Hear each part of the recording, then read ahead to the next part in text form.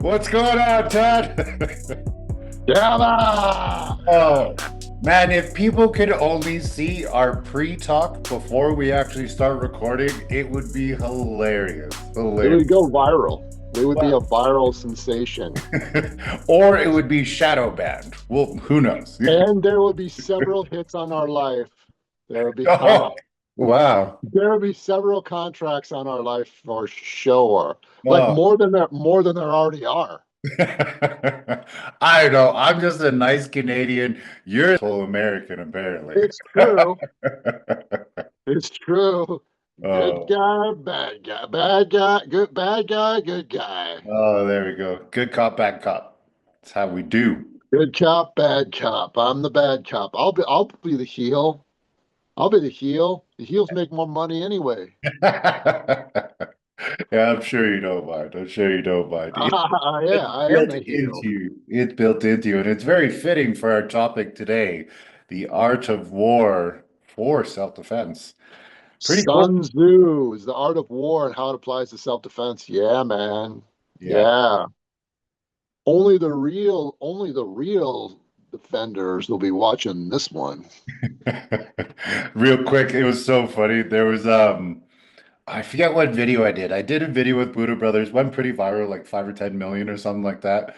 And then all of a sudden, somebody in the comment section, we believe it went viral because of this, because the video actually didn't do well on other platforms. And somebody had wrote the art of war and then some quote from it. And then that quote got like 5,000 sub comments about like all these bastardized like Art of Sue. It was too funny. It was too funny. I'll have to find it and send it to you because it's well Yeah. worth the laugh. Yeah, the comment section is awesome. I love it. I know you don't like it, but Yeah, yeah, that makes one of us. yeah. Oh, too. Yeah. I think I'd rather roll around in thumbtacks and then take a bath in turpentine. After that, set myself on fire and then put the Oh, fire wow. out and then put the fire out with a pickaxe Wow. before Yeah. before I read the comment. Oh man, that's so funny. It's like I remember Joe Rogan. Joe Rogan did something on a podcast. He's like, no, no, no. I stay far away from the comment section. My ego can't take that. And it's like, at least he's self-aware enough that he can do it. Where more so I'm in the comments like, yeah, sweet. Hey, some of you guys have good opinions. Oh, you don't. You don't. You don't. But that's cool. You're entitled to your own opinion. Yeah, yep, Yeah. yeah, sure. Uh, uh-huh. Uh, Yep. Uh-huh. Great. Yeah. Okay. Without further ado, I know we got a lot to cover today, so I'm going to try and shut up and we're Yeah. Yep. I'm going to cover the main ones that mostly apply to us. Some of them are very heavy in military stuff, so we're going to keep it to the regular folks like us, nice. and how it most applies. The first one is interesting because Kevin saw I wrote a post this morning about only about 10% of human beings have self-awareness. So the first one applies to that one. And the first one is know yourself Mm, and know your enemy. Understanding your strengths and weaknesses and study your opponent's strategies and motives. Success comes from preparation and awareness. wow. Man, Wow. we could just stop right there. Thanks for coming out, guys. Thanks for Right? watching. That's the end. That's the end of the episode. Like seriously. Yeah. Yeah. I mean, I think, with that one, that was the essence of why I trained in so many different martial arts and why I get to a high-ish rank in them and then leave because I'm like, okay, now we're getting into the art side of things and I want to be more on the martial side, but I mean, knowing your enemy in a self-defense situation, that's really tough. It's not like fighting, it's not like competition, it's not like you have footage and you get to watch them and see what they're going to do. And hey, he loves leading with Yeah. his right jab all the time. Is you actually really don't know your enemy other than environment. Would you agree? Um, I see what you're saying. Yeah. On the other hand, a high level of empathy you can really tune into what a person is thinking and feeling. Remember that the body doesn't lie, and that 93% of communication is nonverbal. Hmm. So there's that. Yeah. Um, Like that. then there's the meta, there's the totality of the circumstance, which will tell you the story in terms of what you can reasonably assume. Yeah. And then also a high level of fight IQ. I mean, you can pick up really with not even a high level of fight IQ, a moderate level of fight IQ, you can pick up really quickly where your enemy's vulnerabilities are and strengths, and learn how to avoid or exploit them in a flash. Yeah. You Yeah. know, so I don't mean to be contradictory, but I think Oh, yeah. when you reach a certain level, then you absolutely that's absolutely true. And Yeah. by the way, I just want to add this to the art of war stuff. This doesn't just apply to like kinetic fighting, but it also applies to psychological warfare, Nice. Yeah. which is a lot of it, and it Yeah. also applies to business Yeah. and other things too. All forms of relationships where that become adversarial, Mhm. you can apply all these things in different ways. So I would say the first one is understanding yourself. What are your tendencies? What are your motivations? What are your triggers? What are your strengths and what are your weaknesses? If you don't know that, Yeah. spend some time on developing yourself. Yeah. And that's hard. Like honestly, it's the hardest thing to do. Yeah. Yeah. To take a look at yourself, to dive deep inside the good. A lot of people won't accept the good things about themselves. You know, and then to accept the good, accept the bad, accept the ugly, accept everything in between. Man, that's really, really a difficult thing to do. Yeah. But it's so important. Yeah. I mean, it's changed my life, that's for sure, right? Like I was, I had lots of anger issues, post-military, and if not for getting the help I did, I wouldn't have gone on the path I'm currently on. And, that's why I started my own dojo called the Gong Fu Academy, because it's about mastering yourself. I'll Yeah. teach you how to physically do it, but along the journey, you're going to have a lot of mental struggles and a lot of spiritual struggles. And at least And phys- you be and aware. physical. And physical. You're just gonna have lots of struggles. It's all a Yeah. struggle. But Yeah. the struggle is what makes you stronger. Yeah.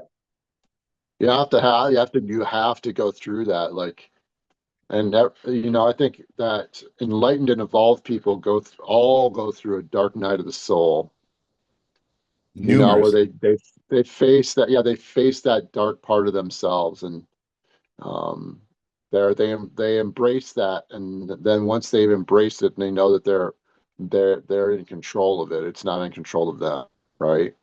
Yeah.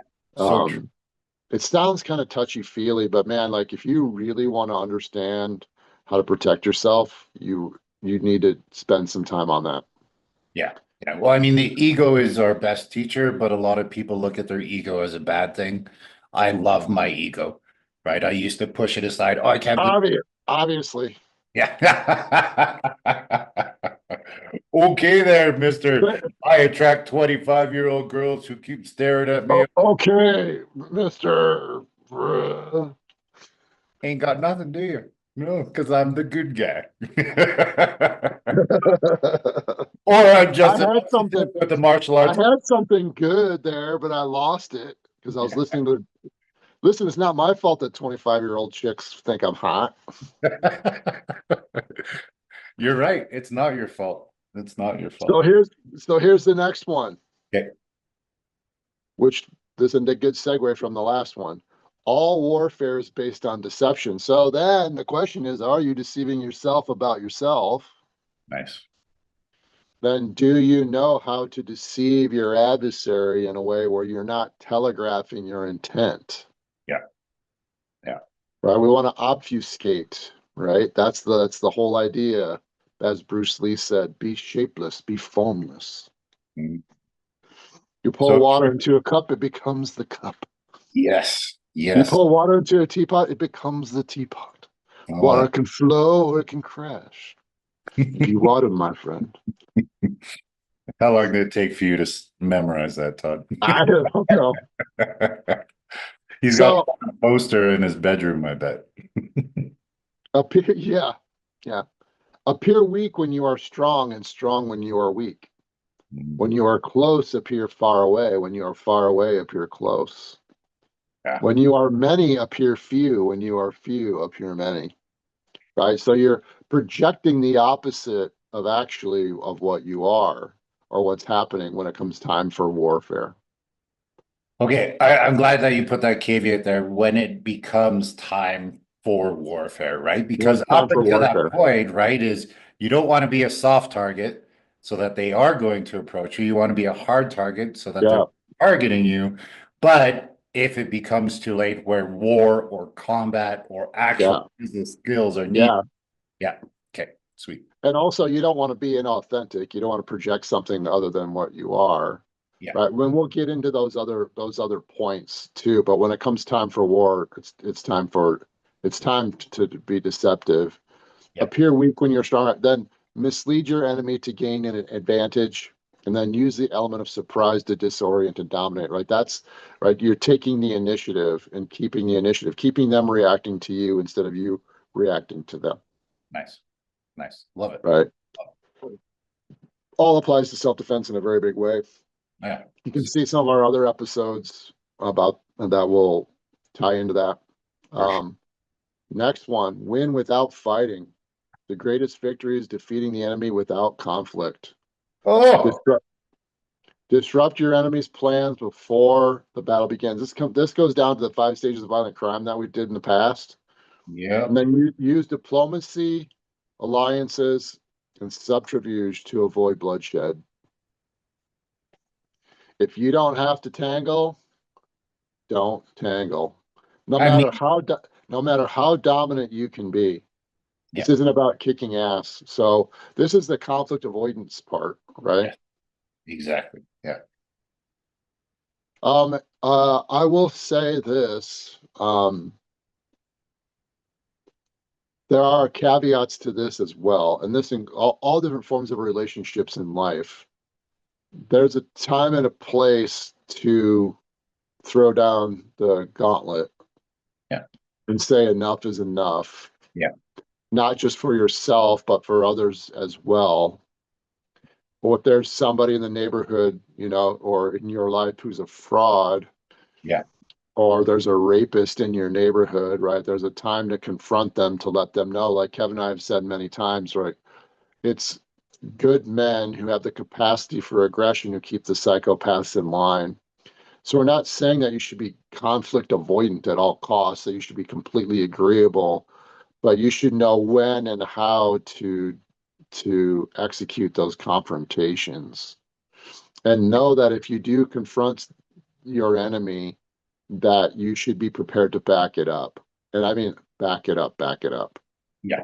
Yeah. I think that's a hard one for people because it's fairly easy to avoid things, right? But you also have to get very good at drawing your own line. And the only way to know what your own line is to self-reflect and to be self-aware and be like, listen, like I can take this much, but once you hit that certain point, now I'm going to set a firm boundary and a firm Yeah. line. And know the laws, right? And the use of force continuum, and using the same level of force that comes against you without going beyond that level of force. Once the threat has stopped, you must stop. Yes. Once the threat is retreating, you must allow them to retreat as long as they're not going to be harming anybody else. And if you have a reasonable means of retreat, you must retreat. Yeah. Those are laws, right? And so there's a reason for those laws, and some of them those laws have gone too far to the point of diminishing or negative returns when it comes to self-defense. But we still have to be aware of what those laws are. Like Kevin sent me a video of this guy where this woman had road rage and she slapped him and he punched her hard and then picked her up and body slammed her.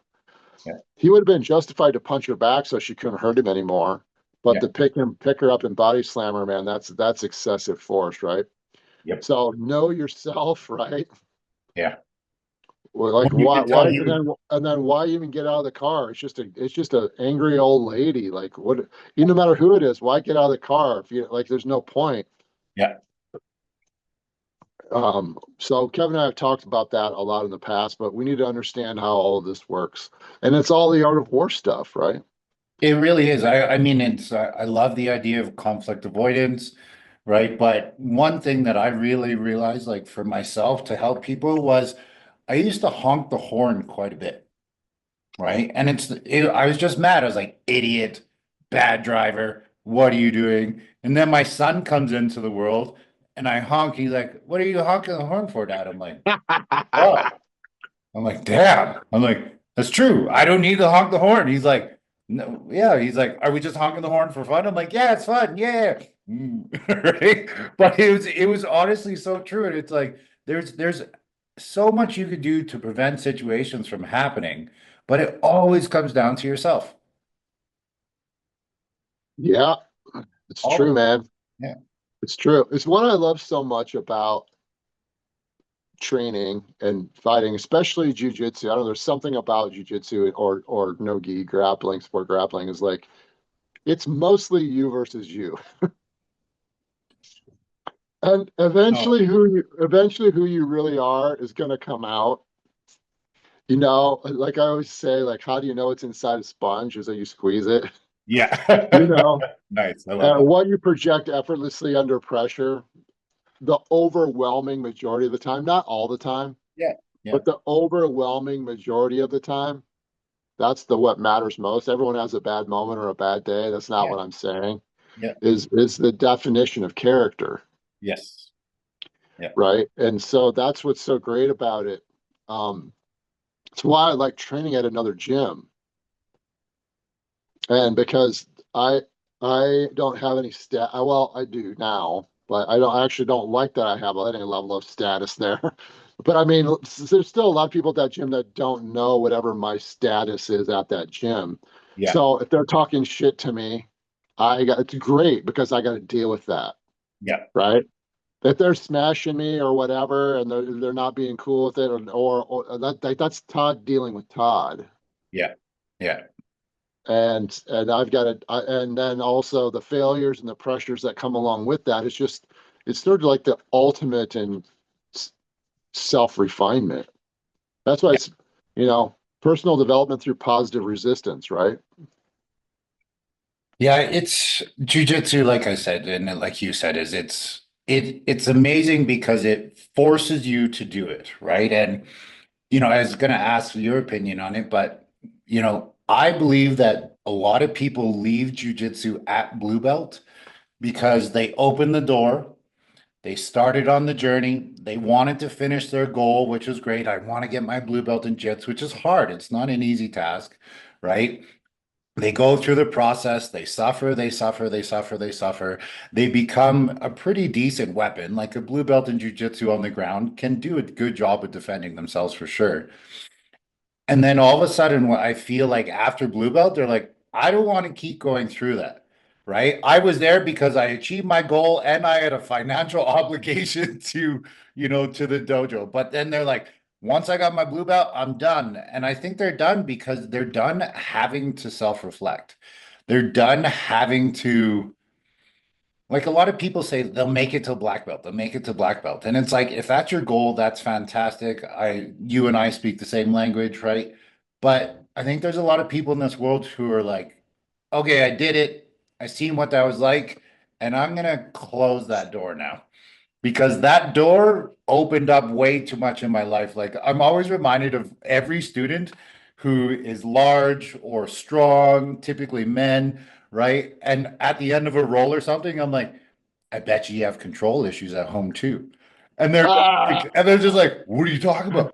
I don't have control issues. I'm like, okay, cool. It's all good, man. I'm like, I'm the same. So I'm not calling you out on your shit. I'm just opening up your mind a little bit to a Yeah. possibility. Right. And then, 3 or 4 months go by and they're like, you know what, man? Like my wife loves that I'm trading jits. I'm like, why is that? She's like, I'm less controlling at home now.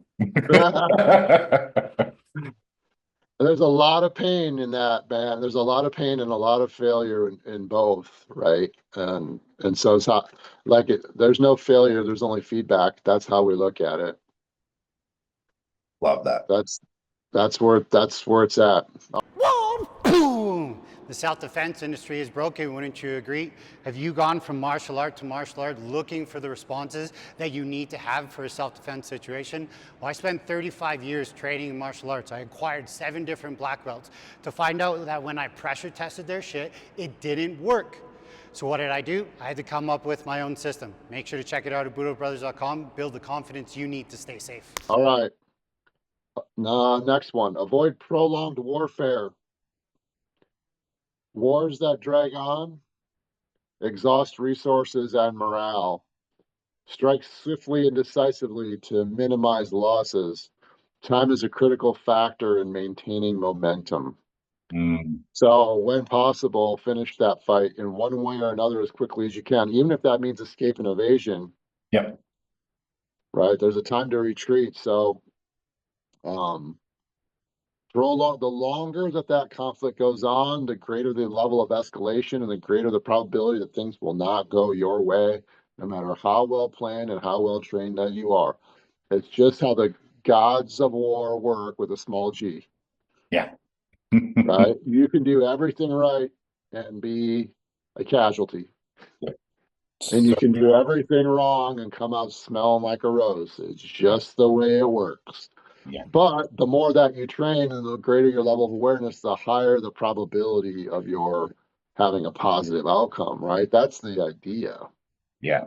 Yeah. I mean, that's why my students typically throw up at tests because we push the cardio hard in classes, but I also don't keep pushing them because I'm like, I need you guys to be sprinters. I need you to be able to do this in less than a minute. 13 seconds would be ideal.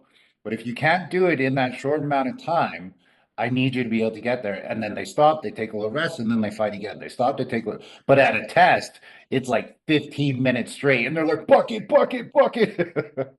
Right? But they're just not used to that. You're not training for an MMA fight. You don't need that kind of cardio. No, no, but it does help For for sure. sure. For sure. Yeah. Yeah. It might be the most important thing that you have that most people overlook, and we've talked about that in the past too. All right, next one. Know your terrain. Mm, Exploit geographical advantages for positioning. Adapt your strategy to the environment. Study the terrain to anticipate enemy movements. Man, we talked about that some in our last one, right? With how to stay safe in crowds. yeah. Yeah. You know, knowing where you're at, flow lines, exits, cover, concealment. How can you use improvised weapons? What are the surfaces like? Yeah, all of that stuff, man. Like that that's why we train the way we train. We at IDS we train in an approach called ecological dynamics, and that's what that means. You're having an authentic interaction with your environment in a way that's representative of what you'd actually be performing. Yeah. Yeah. So that's a big one. How can you use your terrain to your advantage? Next one, flexibility and strategy. Adapt to changing circumstances during the battle. Avoid rigid plans. Improvise when necessary. Success lies in the ability to pivot when faced with obstacles. That's fight IQ. I was just gonna say that's fight IQ. I call it something a little bit different, but I don't think we've actually explained fight IQ. So if you want just to explain real quick fight IQ for the viewers, and then I'll explain my shorter version of it. Well, my short version is the ability to adapt to whatever set of circumstances that you're faced with when it comes to combat. Nice. Nice. It's that simple. You're focused more on principles than techniques, right? You're not fixated on set patterns Yeah. Yeah. or concepts. Like you can adapt to whatever you need to persevere. Yeah. Which That's is fight IQ. love it. Love it. Like ever since I did level one with you is now my students know what fight IQ is for sure. But it's funny because the students that are in the self-defense class and IDS class, they can ramble it off so quick. Where the students in my Kung Fu class, I'm like, okay, you need good fight IQ. And they're like, what's angle cutting? What's this? What's that? But the way that I said it before, you gave me better words for it was stop inflicting your will on others. right? It just forces you in the moment and it forces you to be able to be reactionary versus anticipatory. And Yeah. I think that like that was a game changer for me. And what actually showed me that, and I know you don't like Kung Fu, right? But what actually showed me that was Wing Chun Kung Fu, right? It taught me more about timing. It taught me more about bilateral movements. It taught me that I don't always have a say in things. And it was a game changer for me, and it changed how I actually look at combat and how I look at self-defense. I don't dislike Kung Fu. I don't like doing it. But you do it, Todd. I just call it Kung Fu terms, and you're like, see, I'm doing Kung Fu, guys. Look, listen to Kevin. He just said I'm doing Pak Sao, right? And look, I'm doing Hoon Sao to get my underhook, right? And Todd's like, what the hell is that? I speak English, bitch. Friggin' chow mein, fucking chow mein move. Oh, wow. We had to go there. Todd said it, not me, everybody. Todd said he's a guest on my podcast. I did train Kung Fu for a little while. Did I Did tell you that? you? No, you didn't. Yeah. What did you train? I What's had a guy that wanted to train with me. But this is back when I did privates.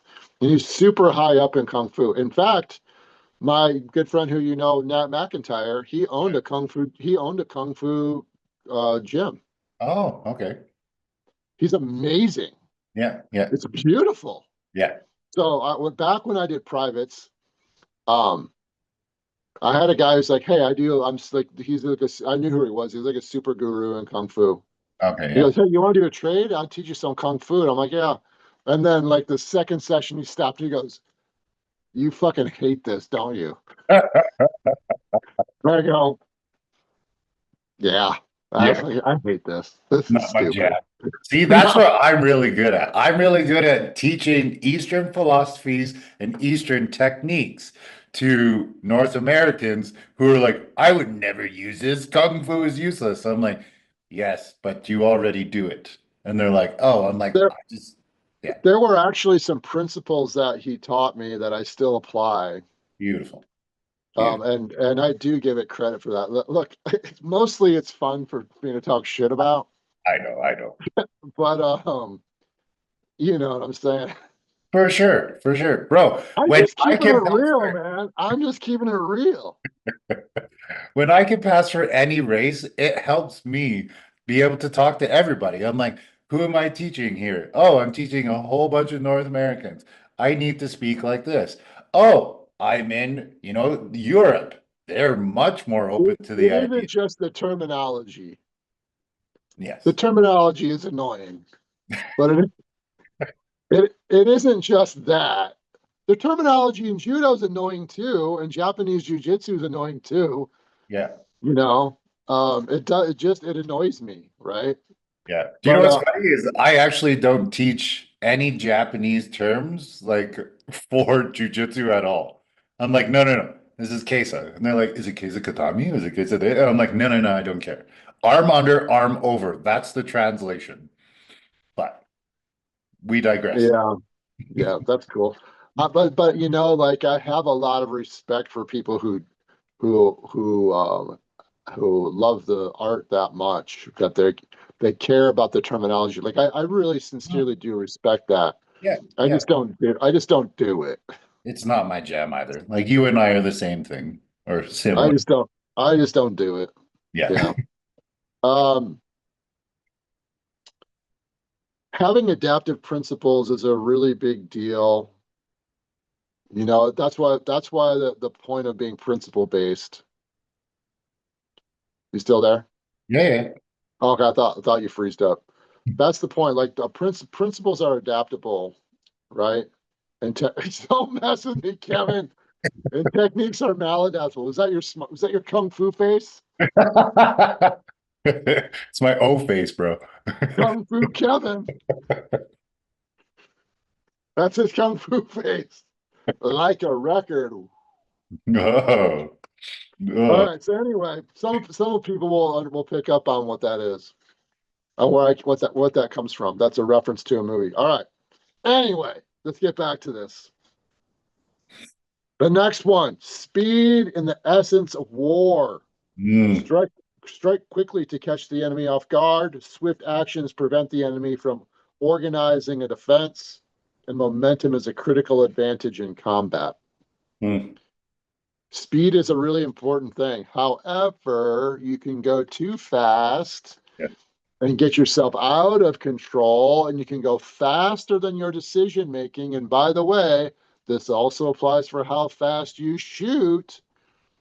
The point is that elite performers will go at the speed that is optimal for their circumstances. Right.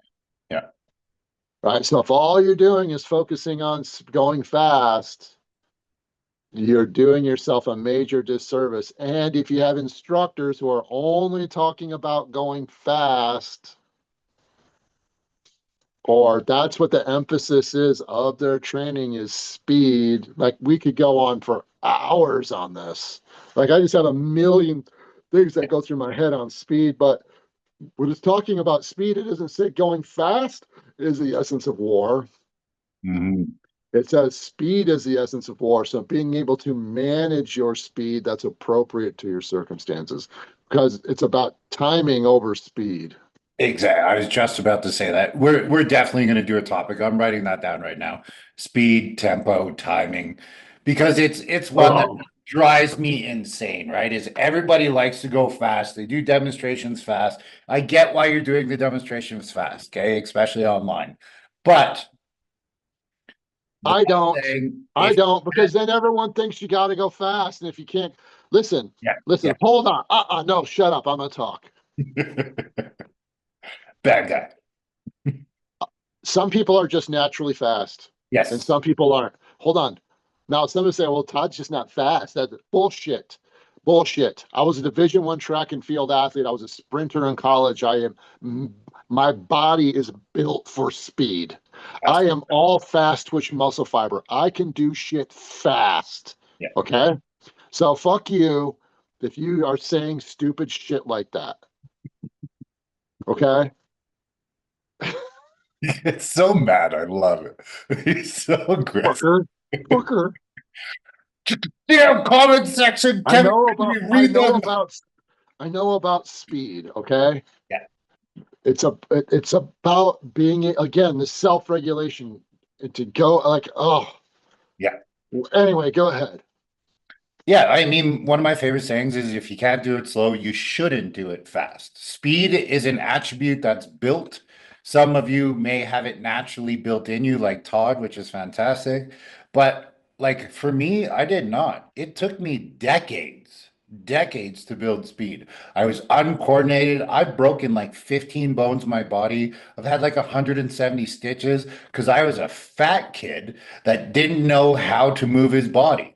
I could kick because I did lots of taekwondo and karate, right? And I could spar and do all those things, but I wasn't good at sports until like in my mid 20s, right? Because it was something I had to train. It was weightlifting that helped it. Slow twitch muscle fibers versus fast twitch muscle fibers. I had to teach my body how to do these things. For the people that have it naturally in them, that's great. But if you can't do both, then I think you're a one-trick pony. Yeah, and if you 100% or all speeds and everything Yeah, in between, yeah, yeah, you know, and if you want to go faster, it's important that you're practicing it in a controlled environment going faster than you can go. yeah, Right? And but understand that that's what's going to help develop your speed. But it's consistency also that's going to develop your speed. But the most important thing is your speed in decision making. yes, Your speed and your accuracy in decision making, and how your decision making needs to be coupled with your motor skills. Right? Those two things start working faster together. So here's an analogy just to talk about this a little bit. A yeah. little bit, okay? So, like the firearms training world is all bent around the axle when it comes to shooting fast. I promise you, I'm going to write a book on this someday. I know you will. I know you will. Just this one topic. Yeah, Okay. Um, I know a lot about this, man. Like you're at the neurological, like everything, cognition and perception. Like I know this shit. okay, inside and You out. changed how I teach. So think about it like this.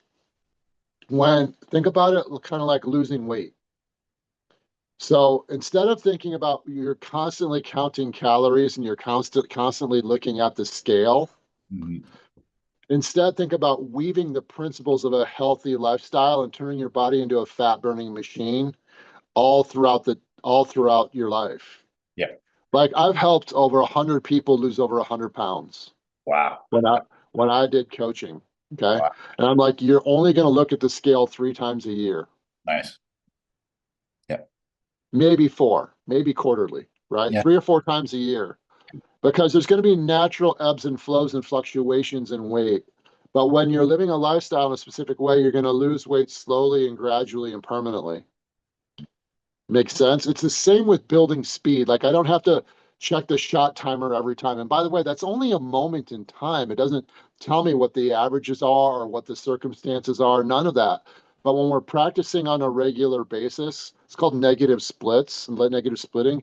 Your brain will automatically start to speed things up as the neural pathways become more efficient. Yeah. Makes sense. And so you're just going fast because you practice a lot. Yeah. It's sort of like for those of you who are watching who, when you first start playing a new video game, your brain hasn't experienced something called synaptic pruning yet. It's going through the process called exploration. I'm just going to geek out a little bit. And so you're kind of jerky. You don't kind of have all the movements down on the joystick. I haven't played video games for years, but I remember, right? You're slow at that game at first, aren't you? But after a while, you're doing things and anticipating and you're making decisions so lightning fast, you can't even believe how fast you're going. But it was because of the time and repetition and exposure that you had consistently that built up the speed. Mhm. Now, if you went back to a game that you haven't played in a long time, you would be faster than you were the first time you ever played it, but you wouldn't be as fast as you were when you were at your peak. Yes. Yes. So it's really about consistency. And then you have people like, well, how do you know if you can't quantify, if you're not stepping on the scale or using the shot timer? How do you know? Like, in the same way, I'll tell Yeah. you, okay? Yeah. I can look in the mirror and know approximately what I weigh, Mm. Yeah.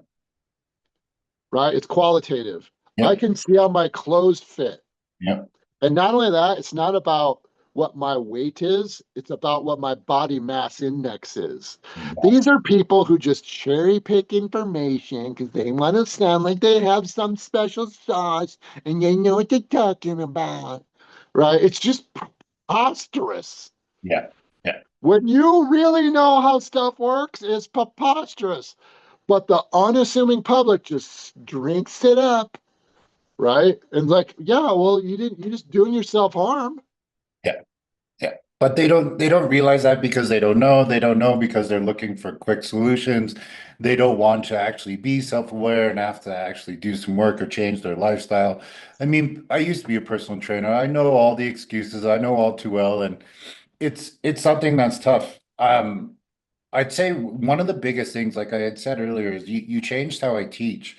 And I really appreciate that, Todd. And I'm sure my students are super grateful for it. Well, maybe, I don't know. I still yell at them. But it was okay, so I don't know. It was like the only time that we actually did like speed drills with a gun, right? So how quick can you Yeah. go? Had competitions just like I used to in the military. It was super fun, all these. I'm like, okay, ready? Now let's do some decision making while we do that. And the person who was the slowest shooter individually, when he had to make a proper decision and actually shoot, became the fastest. So physically, he might have been slower, but mentally, visually, he was the fastest at processing and making the right decision. That's And he had the more best impressive. timing. And he Yeah. had the best timing. I'll bet you anything. Oh, for sure. Now, don't get me wrong. Yeah. Speed and timing is better. Mhm. Mhm. So I'm not here to say that we shouldn't practice cultivating speed, Yeah. but that can't be the only thing that you do. That Exactly. can't be your calling card. You Yeah. can't build everything around speed. Yeah. Right. Listen, even when I was a track and field athlete, I was a sprinter, right? I was like, and I'm talking about at an elite track and field school. Yeah. My track coach is one of the best track and field coaches who has ever lived to this day. Yeah. Not going to drop his name right now, okay? And my education depended upon like I had scholarships, so my education depended on how fast I went, Yeah. and we Yeah. got all kinds of education on this and training too, right? Yeah. Even though my job was speed, quantifiable speed, what my time was, the overwhelming, like 90+% of our training did had nothing to do with shot timers and speed. Nice. We built speed without focusing on speed. Yes. In fact, the faster you try to go, the slower you go. Yep. Right. And so this is like maybe it's like, you know, that it's like Neo with the spoon. You realize there is no spoon. Yes. Nice. Good drop. You see what I'm saying? Yeah. Oh, love it. Love it. Yeah. So We like, did a whole you know, episode on that. I love it. Let's move on. no, seriously, the whole episode on that. Yep. No, fuck 100%. that. 100 episodes on that. Series. There we go. I'm down. I'm down because it would shake up the world, and not just martial arts world, not just self-defense world. I mean, how people actually look and process information, right? Or how coaches try and create top level athletes. Like, If all you're doing is going fast, you're hurting yourself. And when you practice and when you fight, yeah, it's knowing when to go fast and how to go fast. you got it. And at what speed and what kind of fast, right? Yeah. Sometimes slow is fast. Totally. You're on slippery roads with your car. Go ahead going. Good luck going as fast as you can go in that car, right? Slow is fast. Yeah. Slow is All fast. right. Attack weakness, not strength. Avoid direct confrontation with superior forces. Strike where the enemy is unprepared or vulnerable. Maximize efficiency by focusing on soft targets. Mm, What are the four principles of winning any fight? Distance management, timing, transitions, and dominant angles. Getting to dominant positions and positions of tactical superiority.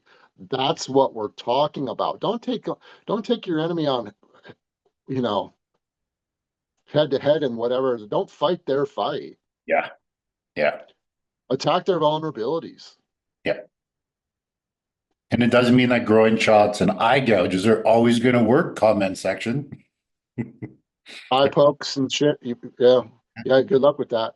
Yeah. I hope you know exactly when and how to do that. And by the way, the margin for error is very small, especially if you're kicking Kevin in the groin.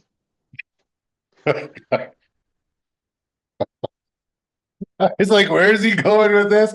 Oh, he's going there. And I was about to do this, especially fine motor skills, but now I will use my pinky versus my thumb. Listen, if you knew how fast the human eye can blink Yeah, right. and how the subcognitive reflex that a human being has to move their head just a little bit to prevent the eye from getting poked. Yeah. I hope you hit that. Or There's a big name out there who teaches that as an entry.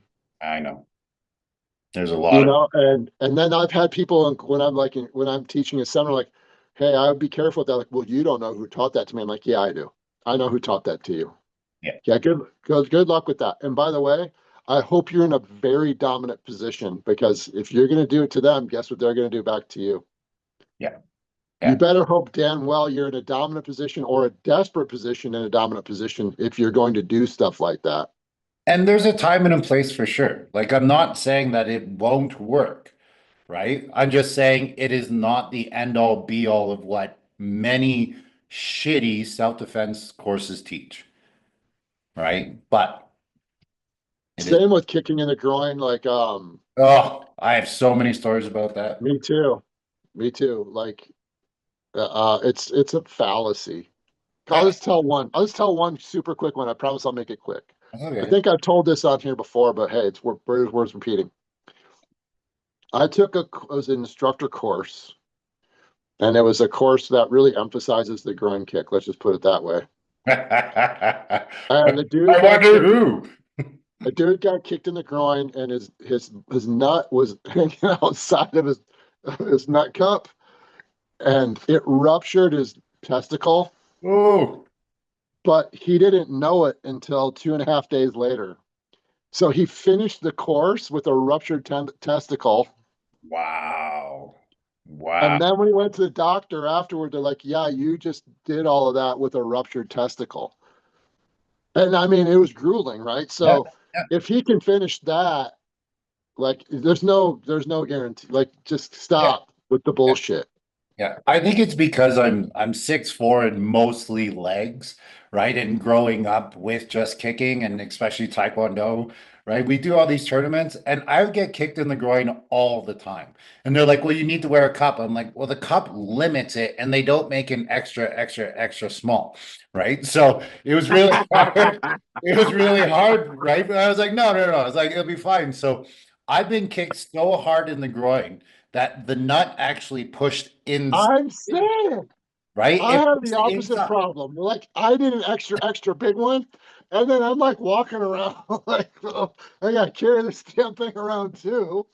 You know, in Canada, in Alberta specifically, you would have the biggest truck with the biggest tires and the biggest suspension system ever just to fit Dude, that sack in your truck. dude, I live in horse farm country, and I don't have the biggest truck with the biggest tires, dude. Yeah, I wonder why. Because I'm not overcompensating, Oh, Kevin. there you go. There you I'm go. not Canadian, Kevin. Oh, yes, yes. You Yeah. guys are you guys are nothing more than a fishing resort anyway. That's why I can't that's why that's why I can't wait for you guys to become our 51st state. Mm, that'd be sick. So that way Yeah. that way I don't have to use my passport and go across all your crazy border stuff Oh, just so I can go. By the way, I live in good fishing country too. So we don't need all your lake in the woods. yeah, yeah. Because I see moose every day. Actually, that's hilarious. I saw a moose like 2 days ago, but whatever. That's mooses, Kevin. It's mooses. Moose. It's It's mouse. It's mouse. okay. Oh, Back to the art wow. of war, not the art of Todd's balls. Because of the limitations of live fire and the restrictions of most live fire ranges, we've realized we have to do things differently, and we want to do things differently. We take a principle-based, integrated, and holistic approach to our training that includes pistol craft, weapons-based combatives, as well as soft self-defense skills and education, designed specifically with the citizen defender in mind, in a way that can be done anywhere by anyone. So how do we do that? What does that look like? It's not really something I can explain to you. It's something I have to show you. So stick with us, and together, we'll make the world a safer place.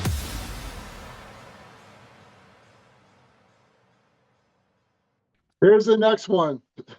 Subtlety and stealth. Hide your intentions to gain strategic edge. Concealed movements to surprise the enemy. A silent approach often leads to a decisive strike. The ninja world will love us. Obfuscate, delay, obscure your attacks. Nice. Know when and how to go. Don't let them know where you're coming from. Just like I said earlier, be shapeless, be formless, right? Yeah. And that's how you'll know you have fight IQ, and then you can adapt on the fly. That's the whole idea of all different types of warfare, by the way. This is true of psychological warfare too. Yeah. Yeah. There are times when I will let people think they've got me just where they want me. And I'm like, you're falling right into my trap. Right. And I did so, that. I did that at the level one because I think I told. Actually, I don't know if I told you about it, but I was like, I'm so tired. Todd's sending like all these monsters at me to just come and destroy me and see how my ego is, what I've come down to. And I'm like, okay, like let's see how this goes. And I'm like, okay, hold on. He said I can pull my gun if I'm in threat of grievance or bodily harm. And I get really freaking tired right now rolling because we've been rolling for like 5 hours straight. And I'm like, so if I just give up my neck and let them go to choke me, I can pull out my gun. I was like, gotcha. And then Todd comes up after, he's like, don't do that so often. Don't do that so often. Yeah. Well, there's reasons for that, but yeah. For sure. Yeah, For sure. you know what I mean. Definitely. Definitely. Yeah. All right, here's the next one. Moral and psychological warfare. Demoralize the enemy before engaging them. Use propaganda to weaken their resolve.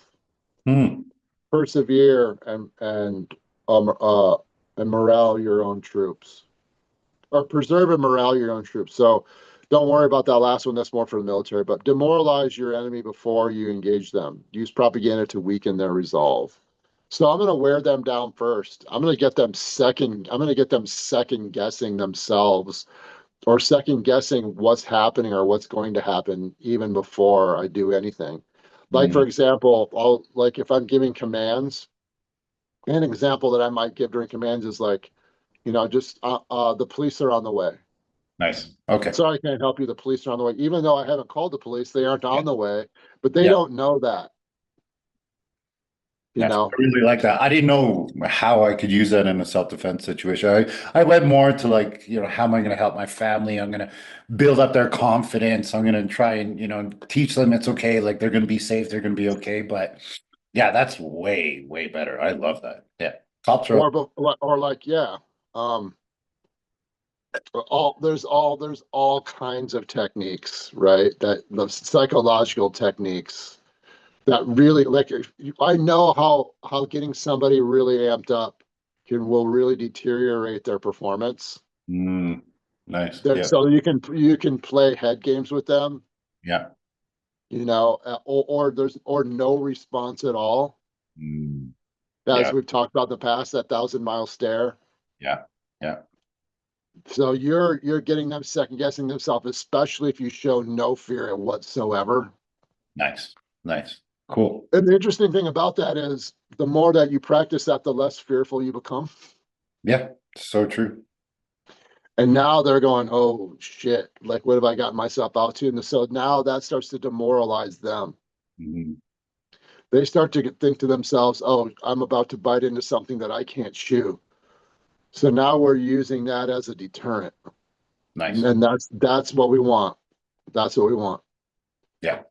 There's all kinds of stuff that we can do to demoralize them with psychological warfare. I do it all the time. Yeah. Or I'll wear them down. Like here's an example. One of my training partners in the past had just gotten out of the NBA, and he went into MMA. Okay. And he walked around at 6'9", 265, and he was 26 years old. Monster. Yeah. And I heard and I would go rounds with him because I would just happen to be the biggest guy. I was 205, 53 years old. Right. Yeah. Yeah. And he's 26 years old, 6'9", 265, super athlete. And I would see that he was using a different kind of energy system. He was using a different cardio energy system. He wasn't used to the energy system of wrestling. Yeah. So I would just put a pace on him and let him carry my weight and drag him into deep water. And then I saw him wearing down. Yeah. And I bet you're getting tired, aren't you? I can just see it in your eyes. You're going, stuff like that. I would say those things to him.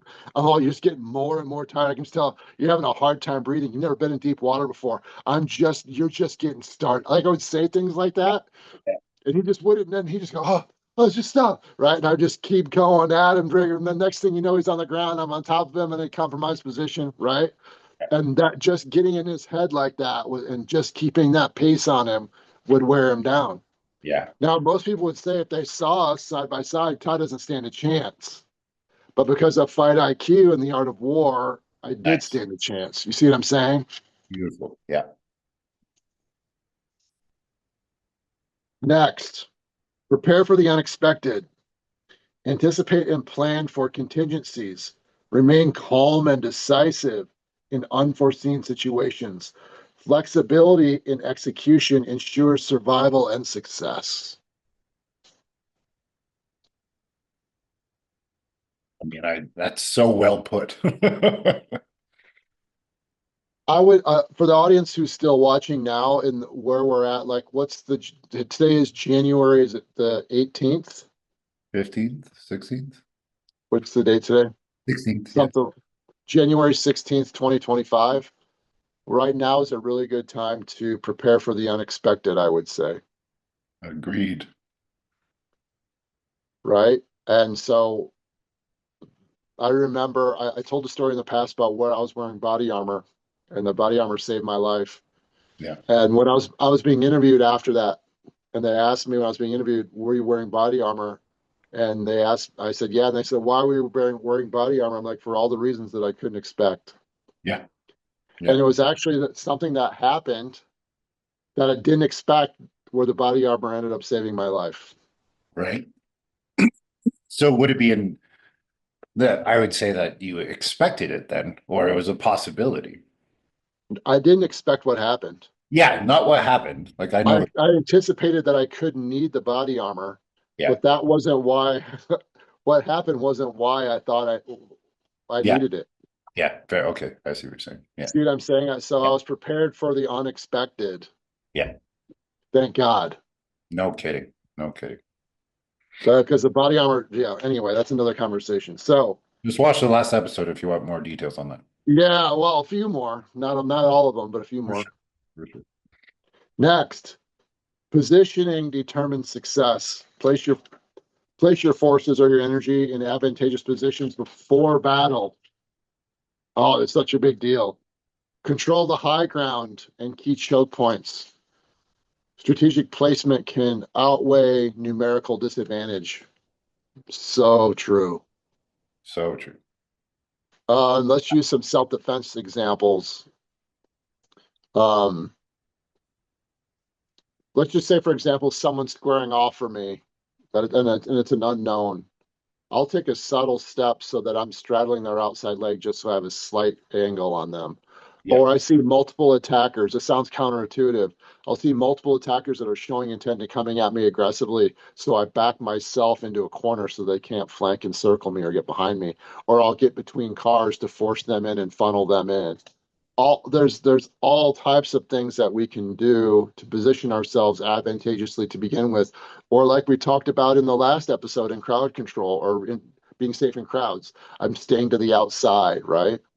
Yeah. I'm positioning myself to the outside. I know where the exits are. I have multiple avenues of escape, where the flow lines are, all those kinds of things. Yeah. Then many more are the kinds of examples that we're talking about. Yeah. I think the biggest one that always comes to mind is the movie 300. Yeah. Right. It's such a beautiful use of Yeah. small army versus a large army, but there's so much to be said with that. I do have a super fast story about that. It was a multiple attacker kind of seminar with Guru Ed Wong. Make sure to check him out. And everybody's trying to fight 12 guys on one. I'm like, what are you guys doing? I'm like, you got to run, you got to get away. And the thing that saved me was a staircase. Now it's one on one. Yep. Right. And everybody was like, you took the high ground. And I was like, no, I took a hallway. And the hallway happened to only allow one person or possibly two. Right. Yeah, and the high ground too is like, if you're using the high ground the right way, I mean, this is right. It's all tactics, Yeah. and knowing how to use these tactics they are force multipliers. 100%. I mean, there are just endless examples, and then after a while, you just know how to use them. You don't even think about how you're going to use different, develop fight IQ and use it to your advantage. So super, super big deal. Nice. Next one. Avoid desperation. Do not corner an enemy. Give them a way to retreat. Desperate enemies fight with unrelenting ferocity. Control the pace of battle to keep the upper hand. Like we've been talking about that last one, but don't corner an enemy. Give them a way to retreat. Yeah, absolutely. Mm. And by law, if they're retreating, you have to allow them to retreat, right? Where I was just going, real self-defense is not about continuing to beat the person and teach them a lesson. It's about being able to get away. So if they can run, that also means that you can run. Yeah, and desperate enemies fight with unrelenting ferocity. Isn't that the truth? Eh? Yeah, so that's the idea. Like there have been many times when even in like non-physical confrontations, I'll say to them like, "I'm going to give you a chance right now. I'm going to give you a chance to stop." Yeah, Not that like this, but just know that if you cross a certain line, what you've just unleashed, you yeah, don't understand what, yeah, right? yeah, Because now you've given me no choice. I'm giving you a choice now, but if you cross that line, you've given me no choice but to defend myself. yeah, yeah. So that's what I'm going to do. And I did this a lot when I was a bouncer. Mhm. And what I want to do is I want to leave the option that I want as the second option as it's an influencing technique, right? Yeah, So I would say, okay, here's the deal, man. We can do this the hard way, okay? yeah, Whether it was me one on one or if I had two or three other bouncers behind me, just one should take a look, or if he had multiple guys with him, we could do this the hard way, right? And yeah, I can get on the phone with the police right now and they'll come here and I promise you they're going to back me. yeah, Or you see that door right there? You can just walk out and yeah, you can go somewhere else. yeah, And then you can go continue to have a good time tonight. yeah. And so that's how I would put it. I'm going to leave them a way out. Nice. Most people think that when you're a bouncer, that means that you're there to fight. No, no, not at all. No. You're there to mitigate issues and liabilities. And so it's similar type thing that I would do in personal life. Okay, Yeah, we can do this the hard way, or can we do it the easy way? yeah. And most people will take the easy way. Yeah, it depends who you're dealing with. I mean, I went to more of a domestic abuse kind of, point in my head of learn when to draw your boundaries, when they cross the boundaries, leave yourself or have them leave. Because if you're dealing with a narcissist, they're not going to leave. They're not going to, No, no, they're not going to. right? But Or, or a sometimes, psychopath. yeah, or a psychopath, right? But sometimes it just gives you the idea of, okay, here, right? And that can be a really empowering thing, right? When you start standing up for yourself, when you start creating those boundaries, when it's known what those boundaries are, right? Sometimes that's going to be the best form of self-defense. 100%. The best. Avoid opportunities. Strike when the enemy shows weakness or hesitation.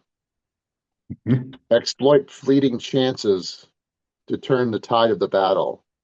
Hesitation leads to missed opportunities. You see that they're hurt, you see that they're stunned, you see that you could finish the fight in the right way to the right degree. Nice. You Yeah. got to take that opportunity. On the other hand, you got to be careful that you don't rush in Yeah. because that's when you get caught, right? You have to be able to have the fight IQ to pick those moments and know how to finish that fight skillfully. You Yes. know, one of my, especially as you get older, like one of my things is the analogy that I use is that I'm a matador, and I use this in psychological warfare online too, Mm. with my enemies in the industry online. So how does a matador beat the bull? It baits it, Yeah. and that's what we talked about earlier with the principle of wearing them down, right? And so that's how the matador wins because the bull gets tired. And so he just sidesteps, and the bull just keeps coming and charging. He keeps sidestepping. But I don't know, most people don't know this, but the matador actually can't kill the bull until its head goes down. When Mm. the head is up, there's super heavy armor in the chest Okay. and the muscles in the chest, because so they can't penetrate the heart with a sword. Oh, I didn't know But when that. the bull's head goes down from fatigue, it Yeah. opens up those muscles and it takes down the armor. And by the way, I'm not advocating for killing an animal. I'm an innocent animal. I'm just saying, like as an analogy in Yeah. warfare. Yeah. Yeah. You And don't want to and mess so with PETA, man. PETA has some of the best lawyers in the world. and yeah, exactly. And also, when you do that, then you get them to show their hand. Yeah. You get them to show their intent. You get them to show who they really are. Yeah. And so once that now they've just shown you their game plan. Nice. Nice. And so now, right, so that you can bait them a little bit, just, if especially if it's going to be prolonged, so that you can start to make assessments about what's happening, and now you can strike and finish the fight in the right way. Yeah. And in the right way is the big context here, right? Because I know there's a lot of people who are probably like, you just said it's okay to sucker punch somebody. No, No. no, not at all. Yeah. Not at all. But that's the No. difference. That's warfare or military versus civilian. And that's one thing you guys have to understand. It's not the same. Even though No. the combat can look the same, it is not the same. We have law and order for a reason. Yeah, absolutely. Yeah, absolutely. Yeah. But we're talking about the art of war. Yeah. It's a Right. hard balance, ladies and gentlemen. It is. It is. It's not easy. And sometimes it becomes prolonged. And Yeah. sometimes the only way to win that war is to wear them down and get them to show your hand, right? That's it, their hand. That's it. Yeah. Okay. So, uh, the last one I have for us is war is a means to an end. Engage in war only when it serves a larger purpose. Never fight out of pride or emotions. Oh, Seek peace and stability once objectives are achieved. Yeah. the reason why the road rage video is probably one of the most popular videos out there. Yeah. Everybody We can train relate. so that we don't have to fight. Yeah. Isn't that the truth? Yeah. We train so it's for the farms, Kevin knows this is my farms training, we teach you every conceivable means not to use your firearm, or every conceivable means not to fight at all, right? Conflict avoidance is key. Conflict avoidance, de-escalation, deterrence, it's all about that. So a lot of people think it's about learning how to kick ass, because that's kind of how our culture is built, and that's what sells online and all that Sure. kind of stuff. But it's a means to an end. Yeah. So one more time, engage in war only when it serves a larger purpose. Never fight out of pride or emotion. Seek peace and stability once objectives are achieved. These principles emphasize strategy, preparation, and psychological understanding, forming the cornerstone of Sun Tzu's enduring military philosophy. Yeah. I mean, everybody was 20 at one point. Everybody has, I'm sure they have, couldn't take the harsh words at a bar or at a nightclub. And they took those words personally, probably because they were inebriated. And because you took it personally, your face got stomped or your girlfriend got hit or whatever. And it's like, it never, ever has to happen. And that's hard for a lot of people to accept, right? But I mean, that's their own journey. Like, I mean, I was stupid. I was young and naive. I get it. But I am very proud of the fact that I haven't been in an altercation in a very long time outside of the dojo. In the dojo, every single night. Every single night we fight and we train and we work our ass off and it's great. But I'm so much more peaceful now. It's insane. It's when you're teaching people about violence, you have to understand it. And so a lot of people think because you're participating in violence all the time, that means that you love violence. But actually, you're participating in violence all the time because you hate it, Yeah. Yeah. right? I hate violence. Yeah. I want people to understand that. And also, I'll say this, that technically, violence is when one person is opposing their will onto another person against their will. Mm, So what we're actually teaching is force as a counter to violence. nice. Love that. Right. So we're skilled in the art of force. We're not skilled in the art of violence. And I see these memes all the time about good men who are skilled at violence. I'm like, no, I'm not skilled at violence. I'm skilled at force, because I won't use my violence against somebody else's will. Yes. I won't use my force against somebody else's will. Hmm.